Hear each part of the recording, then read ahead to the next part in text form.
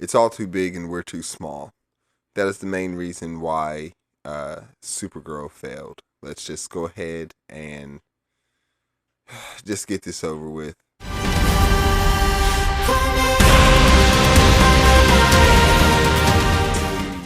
Got a chance to see Supergirl for the second time.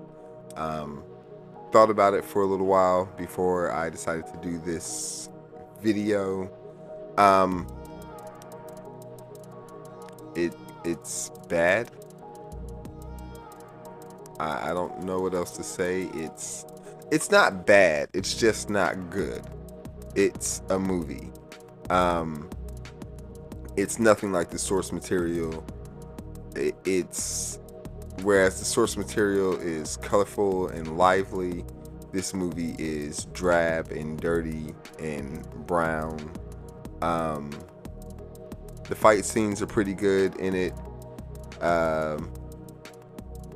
Kara kills Krim at the end. It just goes against the whole moral and message of the story and what started out to be the message of the movie, which is revenge bad. So that just completely destroys the story, the whole build up and everything. If you know the source material, you know. I don't have a lot to say about this movie because there's not a lot to it. As a fan of the source material, I'm disappointed. Good performances by hold on, let me go ahead. I got notes over here, so let me do this really quick. Let's see. All right, Millie Alcock, great Supergirl with what she was given to work with. Jason Momoa is Lobo. I mean, Lobo was cool. He was also unnecessary, and he just kept popping up in the middle of the movie to do nothing. David Cornsweet is Superman. I mean, he had a small part. Eve Ridley as Ruthie. She was really good, especially the breakout scene, the jail breakout scene when it was just her and Lobo for some reason. And Lobo did nothing. Matthias, I cannot pronounce his last name. Matthias Schoenaerts. But he was Krim of the Yellow Hills.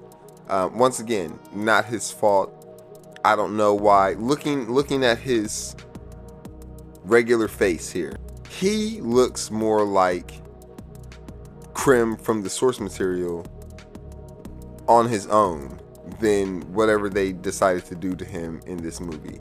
I don't know why he had superpowers. I don't know why he was a child trafficker. I mean, I guess I do. Krim in the source material is not a good guy. He does a lot of things. He has a whole genocide planet. Yeah, not a good guy. Kills Ruthie's dad just for not laughing at a joke. So, I get it, but also, he did so many bad things. You could have just chose one.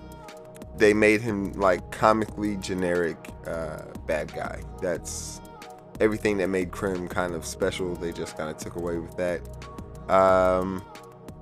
Everybody else in the cast, let's see. Yeah, everybody else in the cast pretty much. You were there. What else do I have to say about this movie? Supergirl Woman of Tomorrow was based off of the Western classic True Grit, story about revenge, but Woman of Tomorrow kind of took that premise and flipped it on its head. Like I said, if you know the source material, then you know. And this movie just went full on John Wick with it. Like I said, she kills Krim at the end of the movie, which is... It goes against everything that she was telling Ruthie throughout the whole movie about revenge being bad. And she literally kills Krim. One, for revenge for Crypto, and two, revenge for what he did to Ruthie. So, I don't know. Did I miss something? Somewhere along the line, I know I know right before she killed him, she told Ruthie, like, hey, revenge is bad. And then she stabbed him twice. Just saying. What else?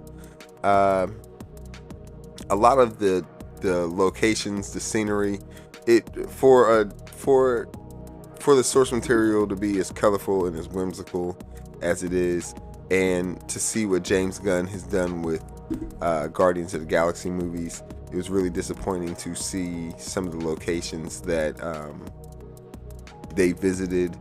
The few that they visited in this movie, they were all just brown and black and dark. That was the whole movie, and yeah, whatever. It was a generic revenge flick with Supergirl in it. What else do I have to say? Director Craig Gillespie, he did I, Tonya, he did Cruella. Those are two that I've seen. They're pretty good. I, Tonya's hilarious. Cruella, it was okay. It was really good. It was just the fact that the dogs killed her mom, so that's the reason why she had that's a whole nother story. Anyway, he's done some movies and some television show. United States of Terror, that was a great show. Pam and Tommy, I kind of saw it. Maybe watched a couple episodes of it. Nothing really too big and notable. And I'm afraid to say that you could see that in the movie, because even though Craig Gillespie was the one that directed Supergirl, it was very James Gunn coded. From the very first trailer, everybody said it looked like Guardians of the Galaxy, and essentially that's what it ended up being. It ended up being a worse version of Guardians of the Galaxy. Like I said, the first Guardians of the Galaxy is very colorful. It's very whimsical. That's what makes it work. They leaned into the weird, and it was a great movie. But for some reason with Supergirl, it seemed like it was this weird teeter where Craig Gillespie wanted to create an homage to James Gunn, but also like put his own spin on it, and it just ended up a mess. This movie is